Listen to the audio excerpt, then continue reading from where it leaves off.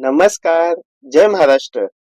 आपल्या महाराष्ट्राचे माजी मुख्यमंत्री आणि आताचे उपमुख्यमंत्री आणि सर्वांचे लाडके असे एकनाथजी शिंदे साहेब यांनी माध्यमांशी बोलताना असं सांगितलेलं आहे की फेब्रुवारी महिन्याचा हप्ता हा 15, 16, 17 फेब्रुवारी अशा 3 टप्प्यांमध्ये येणार आहे. त्यासोबतच महायुतीच्या कोणत्याही योजना ह्या बंद होणार नाहीत. त्यांनी सांगितलं की आम्ही दिलेले वचन आतापर्यंत पाळलेले आहेत आणि पुढे देखील पाळणार आहोत. आणि आपल्या सर्वांना माहिती आहे की महायुतीने निवडणुकीपूर्वी जे जे वचने आपल्याला दिली होती ते वचन त्यांनी पूर्ण केलेले आहेत. त्याच्यामुळे योजना बंद पडणार तर लाडक्या बहिणींवरती कारवाई होणार अशा प्रकारच्या ज्या अफवा आहेत त्या अफवांवरती कोणीही विश्वास ठेवायचा नाही.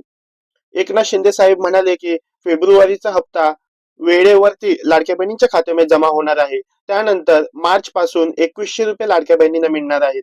तसेच सर्व योजना या चालूच राहणार आहेत.